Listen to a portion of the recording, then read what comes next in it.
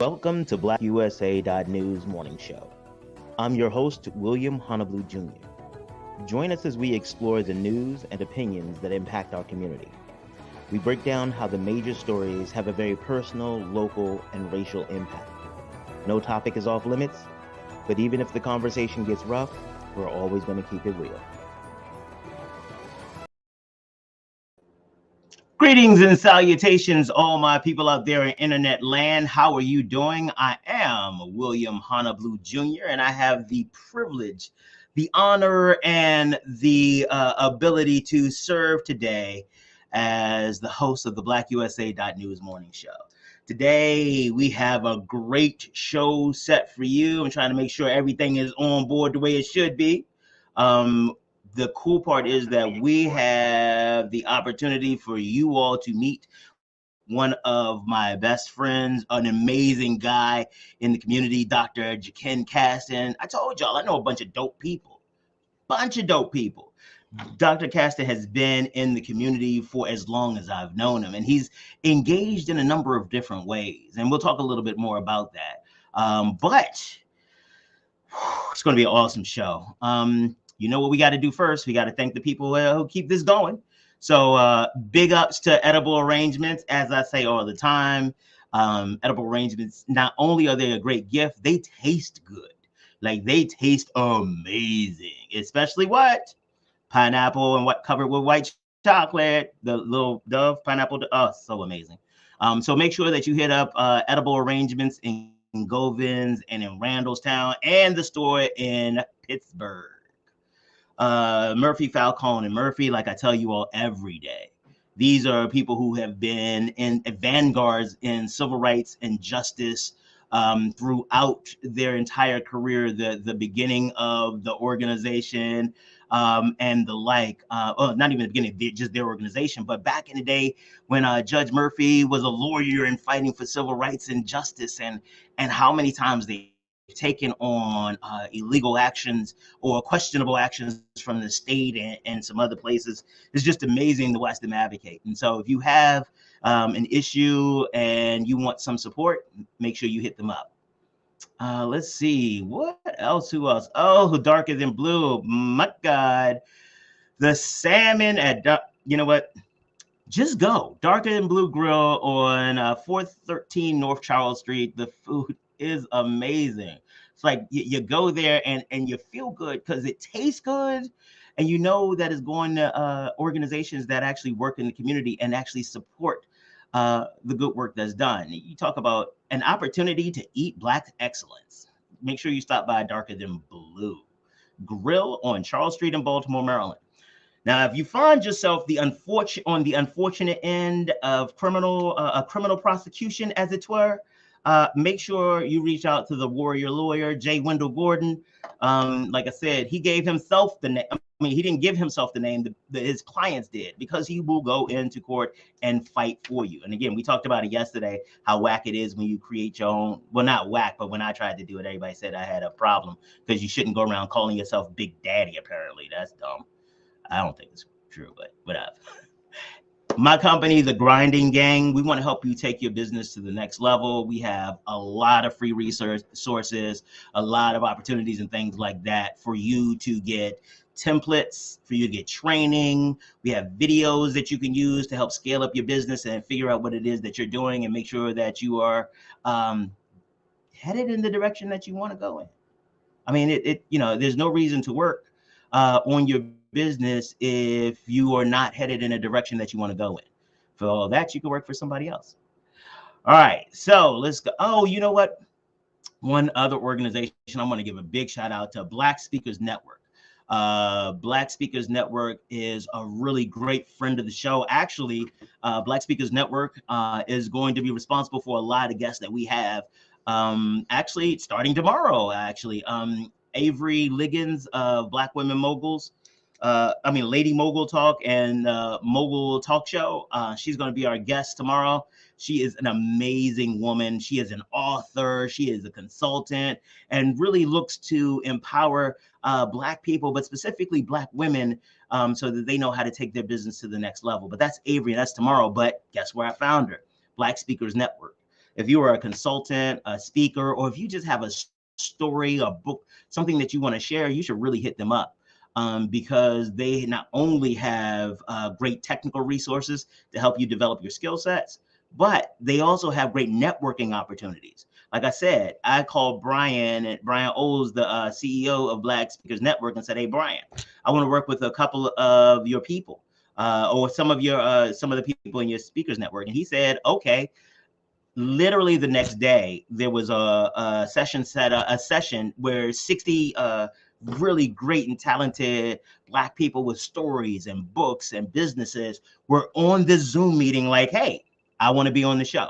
It was amazing. So again, if you're looking to be a speaker, if you're looking an author, if you're really looking to build your game, holla at Black Speakers Network. And I'm really grateful for them for what they have done. So I got some feedback from some of you guys about my commentary about the Marilyn Mosby case. For those of you all who are not aware, Marilyn Mosby, the state's attorney for Baltimore City, was indicted by the federal government, by Federal Department of Justice, for doing some, they said she was lying on forms, federal forms about documenting her income, and that she had COVID losses due to business. And one of the things I was very clear about is that I am a Marilyn Mosby fan. I like what Marilyn Mosby has done, primarily because what she has done she's taken an innovative approach to policing, to criminal justice. She has stepped in and said, "Hey, we know what we've done hasn't worked, and so we're going to do something different." But don't get it twisted. I still understand that she has a job to do. And just like any other employee, her probationary period she's getting to the end of her probationary period, or her evaluation period, not probation, her evaluation period. And so in 4 years, if there's somebody better to come along and take the job and do better for my city, yeah, I'm with that. But at the same time, there is a separate issue that we need to talk about, and that is how Black women are engaged in society. How the differences in expectations for Black women exist, and sometimes it feels like in isolation. Like nobody even pays attention that, this doesn't seem right. This doesn't seem right that, the governor, decent guy, like some of the stuff he's done, but we're going to not talk about the fact that he vetoed a piece of legislation that directly benefited some property that he owned. Okay. We're going to pass that up. Okay. And then, like I mentioned before, Jim Jordan doing his thing in Ohio State, the fact that we have all of these Congress people in the United States Congress who were part of the sedition. Donald Trump literally told them to go to the Capitol, and he hasn't been indicted. So again, that is a larger conversation, and Marilyn Mosby is the flashpoint for it. And that's a conversation we will have. Don't get it twisted. But I want you to know that the issues around the way Black women are treated and the politics of government operation, we understand the difference in those. And we make sure that we continue to support good business, good ethics, good politics. So to that end, we're going to have Roya Hanna on at the beginning of next month. And as we get more details about that, we will absolutely let you guys know. Whew. All right. So I think this is actually a really good point to bring on my next guest. We're talking about equity and the intersection between race, gender, politics, and power. And my next guest, he is an amazing guy who has really written extensively on this. He has written on the Black gay vernacular. He's written on the impact of community colleges to alleviate the Black condition and some of the challenges in our communities. He has been an educator. He is an author. That's the really great part about this show.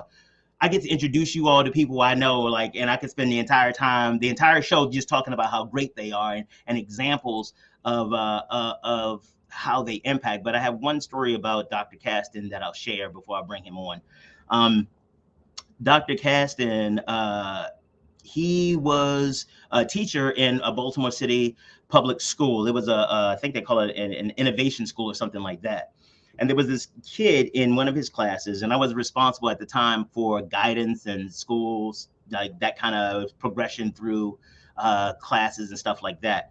And there was this kid that had a lot of trouble academically. Like he was a C student even when he worked hard. Like the C was the thing he did when he worked hard, like when he put in effort. And he had a lot of home. Shonda says he's a great teacher, Dr. Caston, and we know that's true. So let me wrap up this story to bring you all on here, bring him on. There was a young man in the class, and Dr. Caston, and I talked to him at the end of the class. Yeah, he got his grade, and Dr. Caston was in the room with me. And he said, you know what? I've never gotten a B before on my report card ever in my life. I didn't even think I could get one. And it wasn't that and that was the other thing he said. He's like, it's not even like he gave it to me. Like he made me work real hard for it. But like he showed me the value of learning Spanish. And so I tried harder. And when I made a mistake, he came back and helped me fix it. So I was just really grateful. And to hear a kid who didn't believe that he was going to be capable of achieving a B, like he thought that was just so far out of field for him and what he could do. It was amazing. And so without further ado, let me bring to the stage Dr. Caston. Hello, Dr. Caston. How are you doing today? Good morning. I'm well. Thank you so much. Thank you so much for a fabulous introduction. I almost feel like I need to go in my pocket and pay you, man. Well, actually, no, you don't. But because that's part of this. This is like, I know dope people, and I want to make sure that I introduce the rest of the audience to the dope people I know. So, so you do a lot of stuff. What are you currently working on right now? What are you doing currently? So currently, really trying to get people to be more aware of recidivism and of our loved ones that are returning back to the community that were incarcerated and locked up. Mm-hmm. Making sure that we're there to offer a support system for them. Also, helping the community college to understand the different roles that they play with supporting the community, and particularly those communities, as you would say, are disinvested. So to make sure that they're remembered. To make sure that they are utilizing them as sort of, wasted potential that's out there that's just being lost, a pool of applicants and people who could possibly come and be beneficial to the institution. And pretty much, raising awareness via education. I have a small group called The Key that really focuses on education through exposure, because we have to realize that our children, our community, most definitely needs to be exposed to more things than just the communities and the people that we're constantly around, in order to give us some demographics in regards to what's out there and what it is that we can expect. Okay. When you have engaged, and you talk a lot about this idea of exposure, especially in the writings that you've done related to The Key, a lot of times people don't want exposure because exposure can be scary. Like you go out into the world and all of a sudden you're going into like, I know you went to Honduras. Like I have a lot of people who are afraid to go to New York because that's a big deal. They've never been someplace like that. So how do we work with some of our children who, they may be nervous going to the other side of the city, and we're talking about them going internationally? How do we work through that? Well, I have to tell an amazing story. I think, because people often just think that I just left and went to college in Guatemala, or I just relocated to Honduras after I got my master's degree, as if it, like there was no question. I just was able to just to do it, but I would receive lots of questions from family members, in particular my mom and my dad, who would constantly say, "Boy, are you crazy? What make you think that you want to go and live in these foreign countries?" Because again, I'm from the south side of Richmond, from the projects myself, so again, only seeing a 1 mile radius. But thankfully for encyclopedias that helped me to see that the world was larger. And I think that what I said to my parents really put them on hush mode, and it was no other words that they had. I said, well, if I was able to survive in the south side of Richmond, Virginia, inside of what we call the American hood, that once upon a time was a neighborhood. We went from community, neighborhood, and now the hood. If I'm able to survive here, I'm able to survive anywhere. The skills that I learned here are transferable to wherever it is that I go. You know, I know how to govern myself. I know how if something don't feel right, then I know it must not be right. You know, if I feel I need to flee or what it is, flight or fight, you know, it works everywhere. So a lot of the skills that I already needed, I learned in the hood. I always said I want to write a book entitled that. You know, because it was a great learning place, and I was able to understand that I've already been exposed to a lot of things. It's just these things that I'm getting ready to be exposed to now in these different countries are just different and new experiences for me that I'm going to have to really find the strength within myself to basically go out there and allow myself to be exposed, allow myself to grow and to know. And the great thing about it is really helping people to understand that your exposure doesn't necessarily mean that you're going to enjoy what it is that you're doing. It may be that I realized, it could have been that I realized I didn't like Spanish speaking culture at all once I went. You know, but at least I would be able to give an educated reference for why it is that I dislike or like something, if that makes any sense. Right. That absolutely makes sense. Now, one of the things that I we run into a lot, to your point, is that we create these stories in our head about what something is going to be like. Like, oh, when I go this place, it's going to be this. And a lot of times we are afraid of not liking it, the story in our head not coming true. How do you work with that? Like, what kind of research do you do beforehand to get yourself prepared to go to a culture? You know, you really talk to people, really read a lot, ask a lot of questions to people who have the experiences that I'm about to embark upon. You know, really keeping an open mind and even understanding through all that research, you still may discover new nuances once you get there. I think that's something that's amazing. When I went to go study in Guatemala, it was amazing because I honestly did not know that there were Afro-Latinos in places, you know, pretty much outside of Cuba and Puerto Rico. I didn't know that the African diaspora reached to some parts of Latin America, you know, and it wasn't until that I explored Guatemala and Honduras, El Salvador and Belize that I began to realize it's a whole community. You know what? You're not just gonna stop in the middle of my show and just start pronouncing stuff all Spanish like and think we're not just gonna pay attention to that.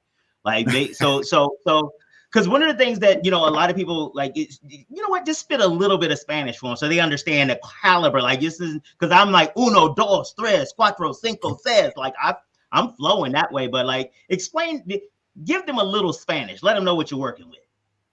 Don't just please and think that's okay. Bueno, yo voy a responder un poquito en español. Lo que yo estaba diciendo es que cuando yo estaba allá aprendiendo allá en Guatemala y en Honduras y Belice y otras partes de la América Central, yo tuve que dar la relación que hay gente negra que habla en español, que hay gente de África que habla en español, hay gente que me parece que habla en español, que son de gente que son de este países.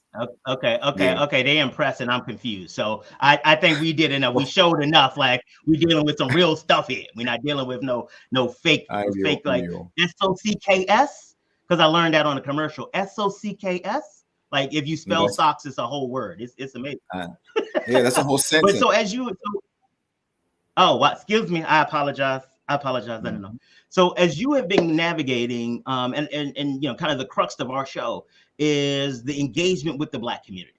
It is how, regardless of where along the diaspora you are, it is that engagement. You have, I remember your dissertation was on the American Community College as a solution for those not only generally in the Black community, but you did a really deep dive on looking at the reentry population, like Black men and Black women who are coming back to the community and how the community college could help them.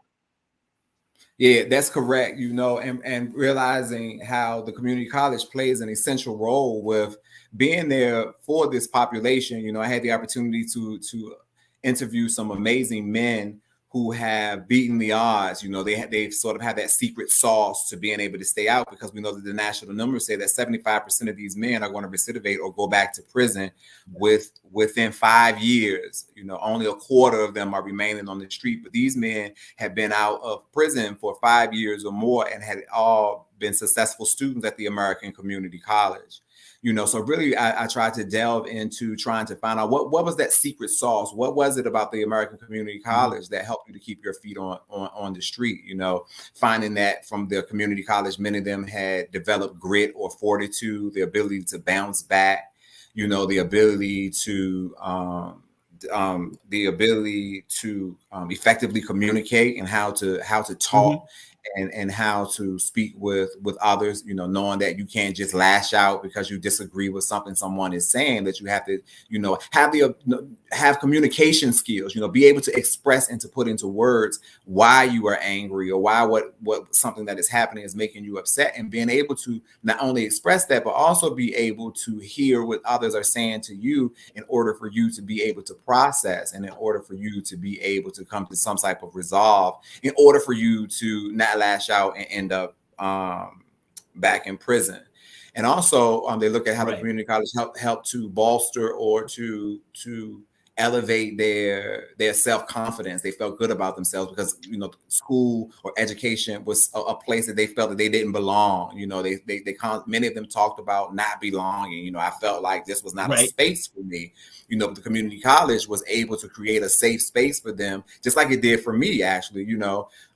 For them to go to be able to grow, and many of them, started off thinking that they would just do some type of certificate program, but many of them went beyond just the associate's degree or certificate and went to traditional, what they call elite institutions, and received 4-year degrees and some beyond. Absolutely. And one of the things is when you look at the numbers and the rates around recidivism, I think that, and we're going to talk a little bit about the reentry population in particular right now. When you look at the numbers around recidivism and things like that, you start to take into consideration, or when you start doing not just the numbers, but look behind the numbers, you start realizing that there is a lot behind the scenes. The criminogenic factors, these type of social factors that really drive criminal behavior. A lot of times people just assume that if you are engaging in criminal behavior, it's because you're a bad person. A lot of times they don't look at the economics or social circumstances that really leave you fewer options, or at least available options to your knowledge about other options instead of criminal behavior. So in your experiences, you mentioned exposure before. How does this figuring out that certain aggressive behaviors or things like that? I remember off camera at one point we talked about how this was a type of cultural competence. So when you are coming from a culture where arguing, yelling, and threatening people is a way of communicating. Because I know a lot of families where the first thing you do something, you got to stop that before I knock your head off. That is just the response. What the hell are you doing? Get out of here. Everything is culture well. But everything is that. So what do we do? Because again, we talked about this before. It's like you said it's a whole new type of cultural competence. You come from a culture where everybody's yelling, and you're moving into a culture where when you're pissed, you go, well, I thank you for your feedback, and I wish you would have another opinion. So how do you help people, or how have you helped people kind of navigate those spaces? Helping everybody to really realize that we are,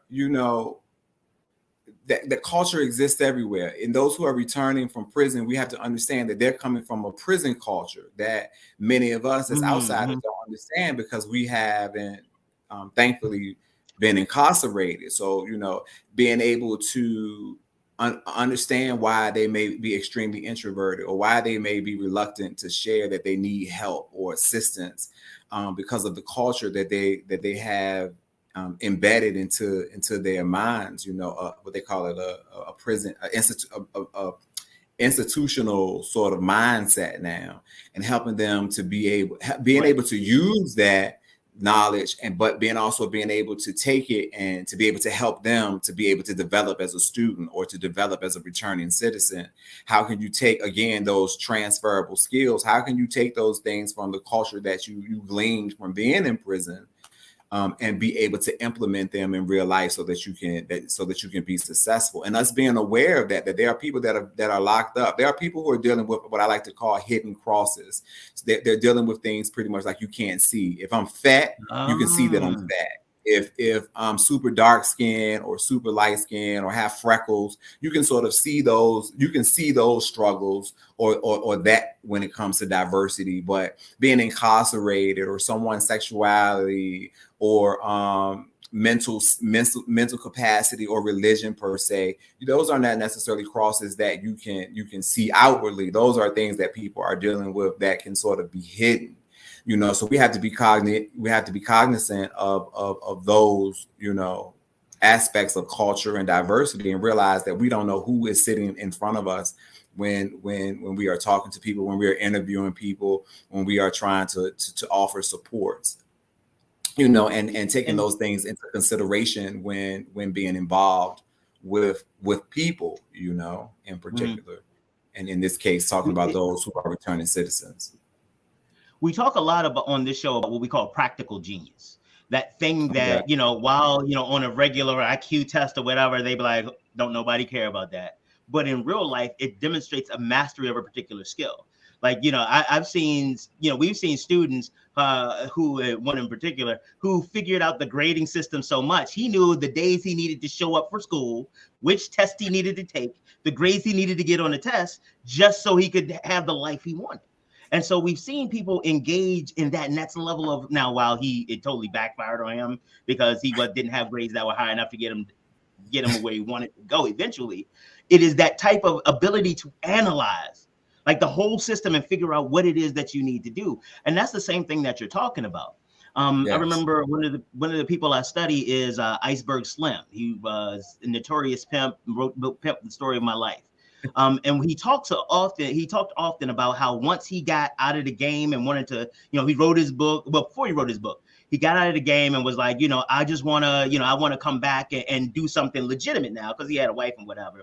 And he said nobody wanted to hire him. And he was confused because he's like, if I could convince a woman to give me her body for my profit, and I can convince a man to do illegal things to get it, you should want me to sell your vacuum cleaners, encyclopedias, or equipment. But it was this idea about I got my own practical genius story about myself, but this might not be the appropriate. I got to check with my family to because I got to make sure I'm telling the right stories. Because sometimes they tell me if I tell certain stories, like that doesn't make me look like the hero. So I'm gonna wait to check on that other story about my practical genius. But what you're talking about is that practical genius. And what happens is that because we're part of the dominant culture, because we follow the rules, we do the good things, and we fit in, we assume that because you don't fit in like I do, there's something wrong with you. As opposed to recognizing that it's potentially just a cultural difference. Like, for some people in the dominant society, if I don't like you, I still need to be polite to you, and I still need to make you feel like I like you, especially if there's a power dynamic. Well, in some of the communities I come from, that's two-faced, and you can't be trusted. Because if you don't like me and you act like you like me, that means that you are a liar. And so it's this entire acculturation of what you've learned and what these types of engagements mean. And to your point about coming from a prison culture, like the intersection between the work that one does in prison and the programs in prison and what that looks like on the outside, that sometimes there's a disconnect. And I know you've been working a lot in trying to help students and individuals who are in incarcerated settings learn those transferable skills and understand the transferable skills that they already have that work in the workplace.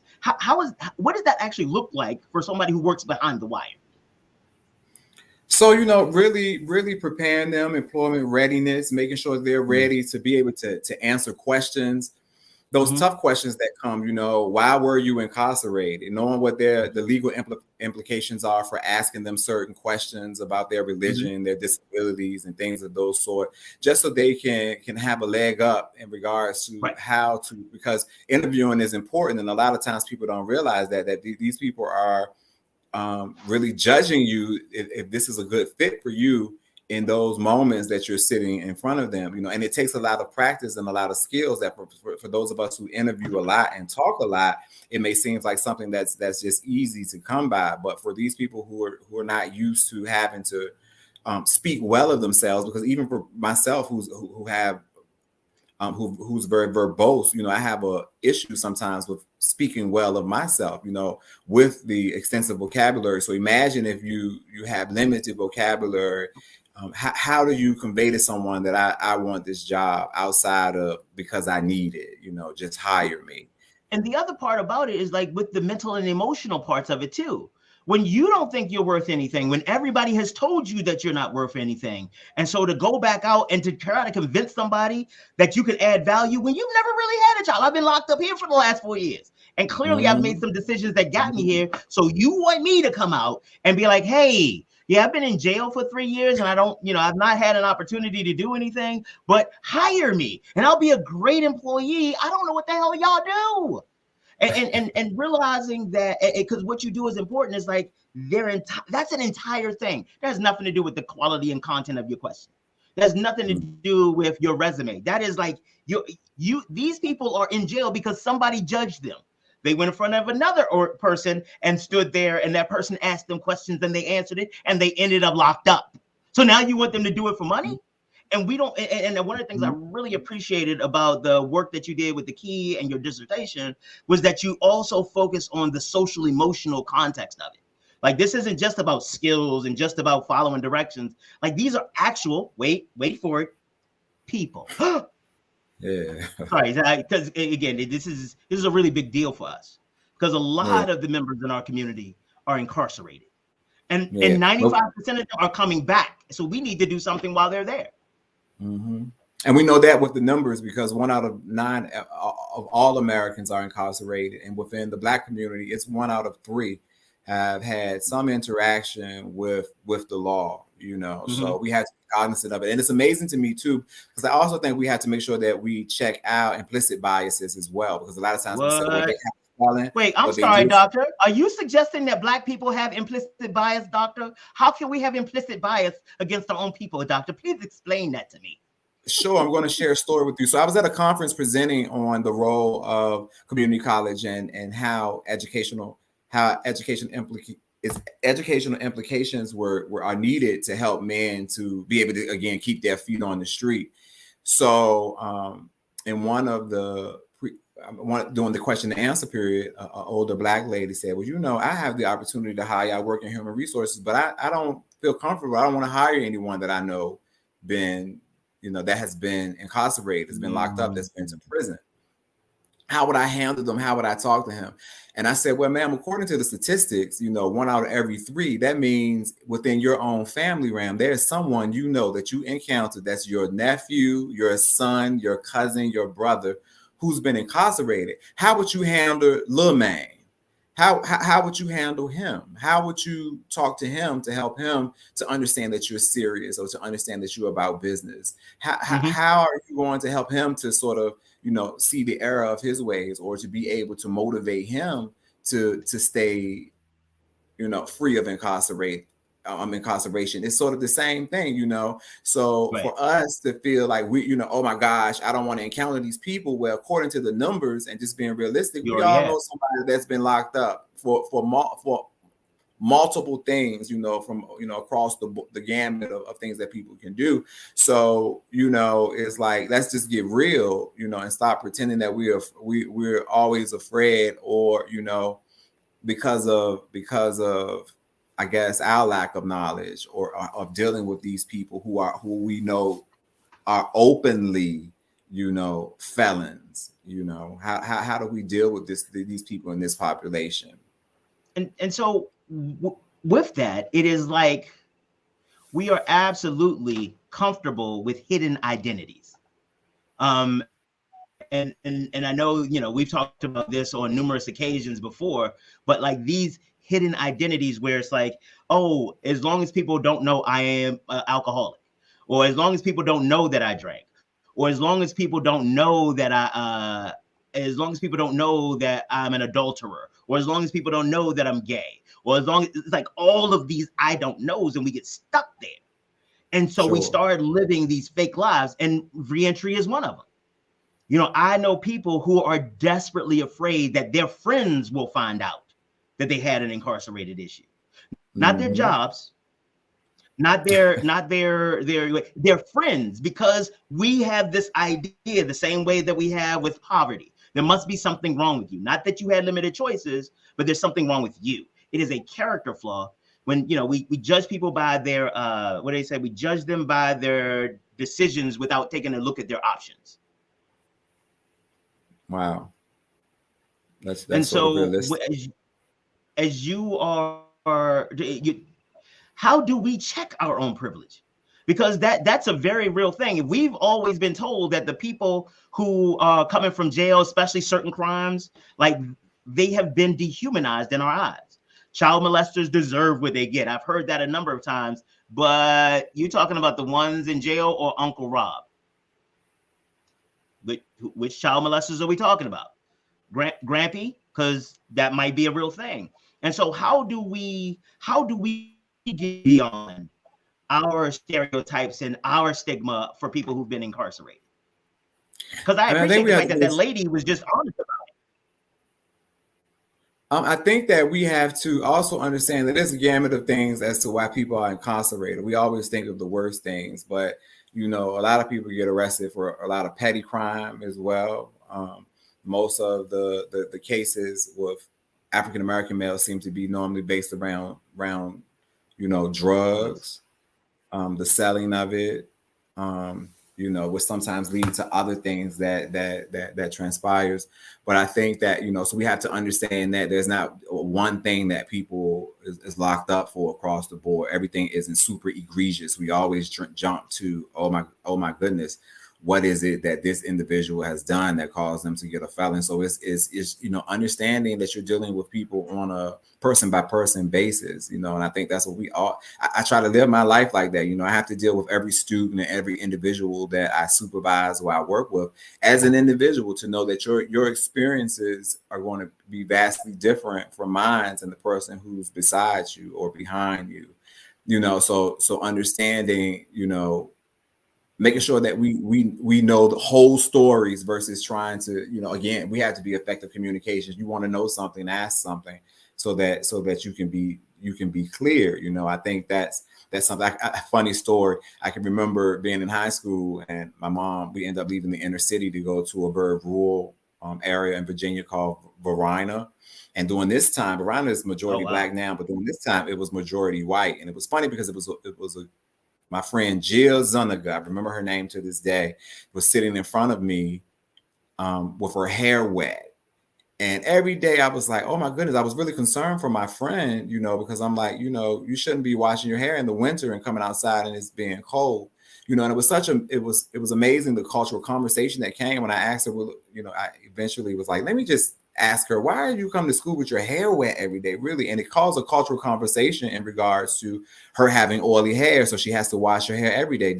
She said, Jaqen, everyone washes their hair every day, don't you?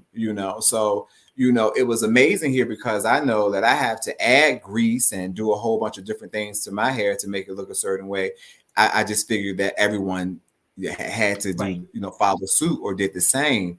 And that's not necessarily true. But what ended up happening, because I was able to, become bold enough to ask her why is her hair wet every day, it was like, oh wow, it's a difference between your hair and my hair, which we would have discovered if we didn't have the conversation. So again, just talking to people and asking appropriate questions, but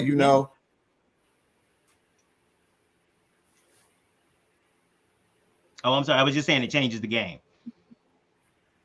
Oh, okay. I'm sorry. So I see somebody is typing some things about the programs that they have, and it's amazing because there's a lot of programs out here for people. But the sad piece is a lot of those programs are failing and have no one in them, because they're not, effectively recruiting, or people who are coming home don't know how to find the programs once they get out. Then that's one of the reasons that we do stuff like this, is so that if you know somebody who's returning from an incarcerated setting, let them know about these things that are in the comments, these programs. Hit Michael up, hit Blackshire up, like make sure that because Caston's right. A lot of these programs aren't doing well, but it's because they don't have the type of support or the type of engagement that they need to be successful. Let's make sure that we are talking to people about them so that they can be successful. Yeah, so that they can know that the resources are there, that the supports are there for them to be able to keep their feet on the street. because a lot of people really don't know that there's some great programs and great opportunities out there for people who are coming home. Now, I mean, it takes some stick to itness, you don't wave a magic wand and you're a CEO of a company with a felon, so helping them to understand what that process looked like from entry to career, as well. But there are definitely resources and tools out there for people, and we have to begin to talk about it more. We have to begin to share more. I'm saying that's West Coast to East Coast, from north down south, because people are returning all over the nation each year. All over. Yeah. So let's shift gears a little bit. We talked a lot about the programs that are out there and the kind of context that they come back. Let's talk about what we can do, what I can do as somebody who is not on the other side of the wire right now. What can I do in my business practices, in my advocacy, in my day-to-day conversations? How can I prepare myself to help these brothers and sisters who are coming back to our communities? We have to give them support. If those of us who are business owners be willing to give them opportunities to make money, that's one of the main reasons that people return, because they can't find livable wages in order to support themselves. Many of them have fines to pay. Many of them have, child support that's backed up that they have to pay. So they need to be able to make money. They need to be able to take care of themselves.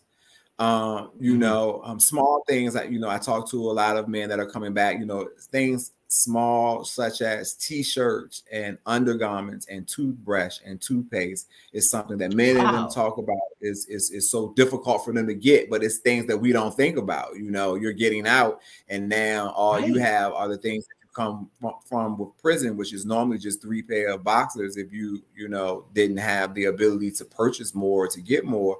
So now you have to figure out, how you're going to get clean underwear each day, So it was amazing from a small focus group that, they were sharing different things. I was asking, what are some things that you guys would need for, in order to help you to feel supported when you come home? And that was something as small as that could help to alleviate some of the day-to-day pressures, So really just finding small projects and things that we can do. Also advocating, making sure that they understand that, Pell Grants, there's all type of vocational programs that will take them in to train them and to teach them, just making sure that we're having a conversation and we're sharing information and we're, constantly with those who are returning in regards to those small things that we can begin to do. Okay. Wow. You bring up points like little things in life that I don't think about. Like, I got a big bag of drawers when I wash clothes and I just can reach my hand in and pick the drawers that I want to wear. But like, I know when it's time, because everybody know those laundry days when you're like, damn, I need to go ahead and wash something. Like, that's stressful. It's like, these don't fit. These got a hole in them and you keep going through it. And or maybe just me. And if it is, I don't care, because that's how I live. Okay, we keep it. We don't keep it 100. We keep it 85 because 15% y'all don't know about. Now, the 15% might include how I do my underwear, but it's relevant to the story. And so not having that, like, it's stressful. Like, dang, do I need to wash something? Blah, blah, blah. But I couldn't imagine not realizing that I only had the 3. Like, that would be a thing. And it's amazing. So we talk about. I think I told this story before. There was a program that I was working with called Christmas for Christopher's Place. And a guy told the story about, we gave them toys to give to their kids or their grandkids. And he told the story about how he had never been able to give his kids anything before. He has always been a drain on his family. And so the fact that he was able to he could table, he called his door, he hadn't talked to in years. Come to find out like what kind of toy his granddaughter wanted. Come to find out, not only was she able to give him that information, he found out that he had a grandson. And he was like, wow, in this kid's life, his first memory would be me giving him something. Not you coming to see me at incarceration or in the prison, not me asking your mother for $50, not me trying to find a place to stay, not them talking about, how I screwed up my life again. The first memory his grandson will have of him is his grandfather giving him a toy. And that changed this entire man's perspective on himself. And he was like, I now want to do that again. I want to figure out what I need to do to get myself together, because I want him to have great memories of me. But Exactly. and I often say, like, the person who picked up that toy, the toy he ended up giving his grandson, probably, because you remember when we used to collect those at the happy hours and stuff. Like, sometimes you would just stop and, not you, because you always cared about kids, but like me, I would stop on the way to get a toy because I didn't want to look like the one who forgot the toy, or he's just coming up here to get some happy hour and he ain't bringing a toy, but not realizing how that toy changed the entire trajectory of this man's relationship with his family. Exactly. And so when we start thinking about what we can do to get involved, please don't think that anything you do is too little. Don't think like, oh, well, that don't even matter. Like, if I just say thank you, or if I make it, because I only got a couple hours a month, so it doesn't make sense to volunteer a couple hours a month. Tell them what they could do with a couple hours a month, brother. Go ahead, tell them. It's a lot of things, that you can do. You can offer mentorship. You can definitely help people to finish up some of the processes, because a lot of times, even this, the not knowing how to apply to things and not knowing how to use a computer to navigate a job application, sometimes it takes the time for somebody to sit down with you in order to help you to better understand how to apply for a job. Again, like you said, things as simple as, you'll be amazed how many of them never played Monopoly or never played basic things that we take for granted, that's exposure. And like you said, too often we think too large. We think that, we have to build Rome in a day, when it really doesn't. It doesn't take that.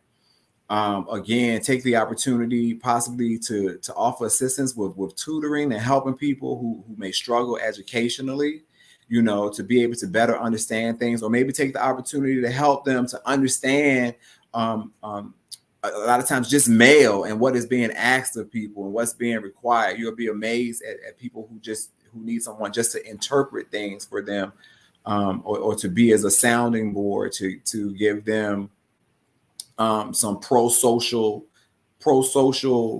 friends and activities and things to do. Just providing safe spaces for people to go to have fun, where you don't have to, where people aren't necessarily arguing and fighting.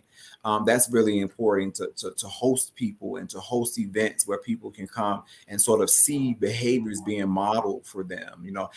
Why, to be able to dress up and to be able to put on a good pair of shoes, to be, to gain that self-confidence and to feel good, and to see that people are interacting and having fun without fighting, or having fun without a lot of unnecessary drama as well. Because those are the things that we don't realize that are missing in people who are returning to the community lives as well. They have a lot of antisocial associates, people who are quick to, with their impulsivities, to just encourage them to go ahead and jump when they should be telling them, you may want to take the opportunity to think before you run this red light, to think of the consequences and the things that could happen. So just providing, the way in which we live and lead our lives, and encounter one another, is really important as well. I want to caution people out there, though, to make sure that you understand that these are people and not projects, because there's a lot of us that come to the table like, let me help you. You have lived this way, and it's led to unpleasant conclusions and outcomes. If you just, for the low price of following all my directives, you too can live a wonderful life. And so I've come up with this new phrase when people give compliments and offer suggestions like that. I call it "suck you." So it's a combination, because Donnie keeps saying I have cursing problems on, so you can't say the F word. So he said you can't say that, but then you put a TH beside it and it conveys the same idea. It's like, you give me a backhanded compliment, I'm going to give you a backhanded response, because the reality is that these are people. They are not your projects. They are not so you can make yourself feel good because you went to the prison. Like, what are the biggest things that you can do when you are part of the majority population, whether that means that you are dealing with racial minorities, gender minorities, lifestyle minorities, sexual orientation minorities, or reentry minorities, is get to know them. and stop thinking about them in the context of what you've been told or what you've been taught.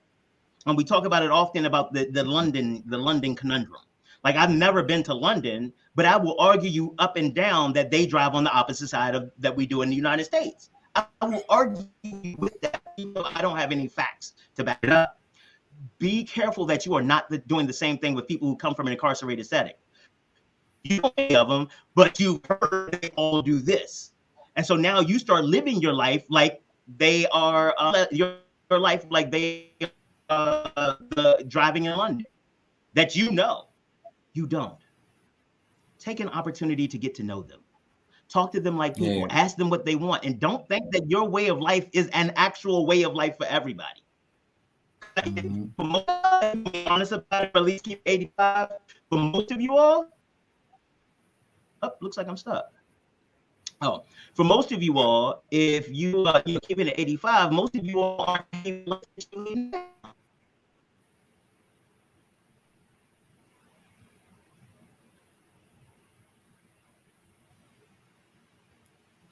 Okay.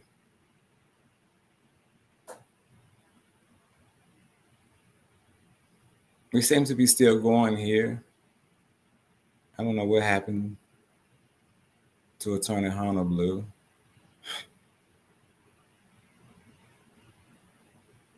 And then there's just me at this point. Okay, it looks like he's returning. Yeah, I apologize, man. You know what? I've been working on this damn Wi-Fi here for a while, and it's just I gotta upgrade. It is kind of annoying, But we're here, we're back. What I was saying was that people are actually people, and we need to engage them like they're people, not just that they are these individuals, these check marks, and these stereotypes that we do stuff with. Yeah, and we have to remember that no subgroup or subculture is a monolith. All Black people are not the same. All Christians and Jews are not the same. All gay people are not the same. All straight people are not the same. We had to remember that, everyone is different. You know what I'm saying? Everyone's story, everyone's journey is different. There will be some similarities. I think of it as a reading specialist. I think of the Venn diagram, the two circles. There's going to be some similarities that we do share and that we have in common, but we also have to remember the outer circles to remember those are the areas where we differ. So and everyone has those. And I think that's what helps us with DEI. Diversity, equity, and inclusion is if we remember and live life like a living Venn diagram. I can find commonalities with you if you're different from me.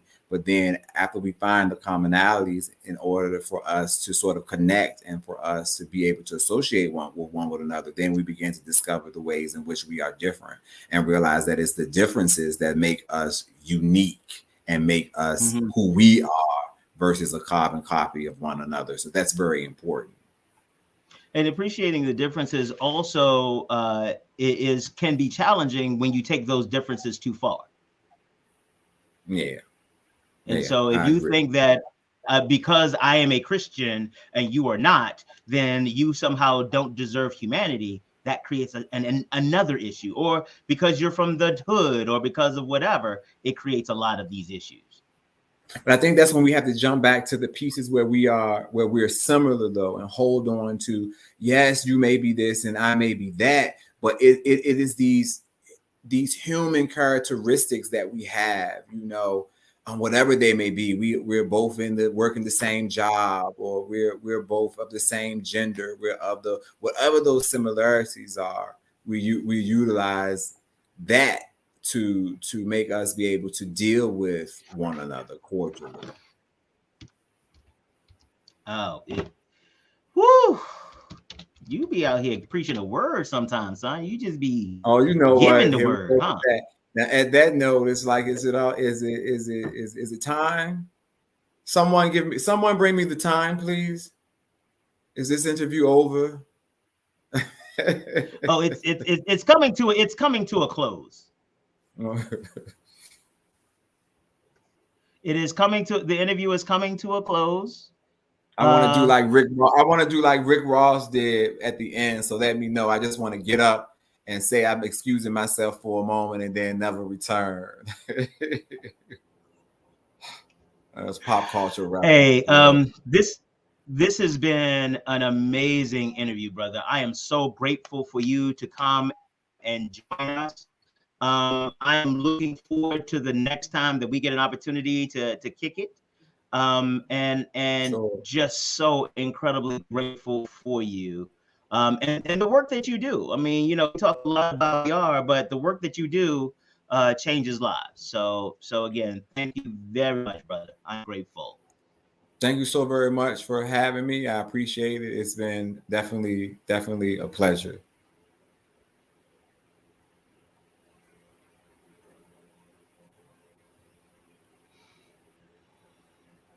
So, oh, well, looks like it.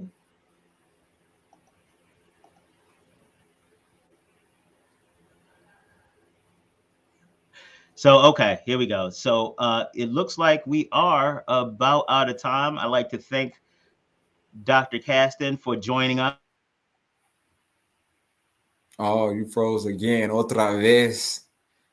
Mira tu Wi-Fi. Ay, Dios mío, yo tengo vergüenza, Rita, porque yo estoy enfrente de tu gente sin ti. Ay, qué barbaridad.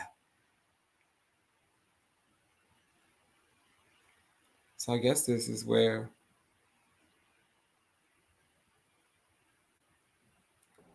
My bad again, and/or sorry. This is crazy. Ay, Dios mío. We are going, like I was saying, luckily we're at the time where the show is over, so we can resolve the technical difficulties for tomorrow. Again, Dr. Caston, thank you very much for showing up. Sorry about the end of it, but I think we covered a lot of good ground and really did a great job of focusing in on reentry and how to help people who really need it. So thank you for that. I'm gonna put in how people can reach you on the in the chat in the chat. So that's there you go. This is how you get Dr. Caston at his LinkedIn. So Doc, thank you very much. No problem. I appreciate it. All right. Thanks a lot, sir. Again, we have had another amazing show. I appreciate all of you guys for your love, support of the station. Please don't hesitate. Make sure you go on Shared Space tonight. They always have a phenomenal show. 7 p.m. on BlackUSA.News. And you all have a wonderful day. We'll see you tomorrow with Avery Liggins.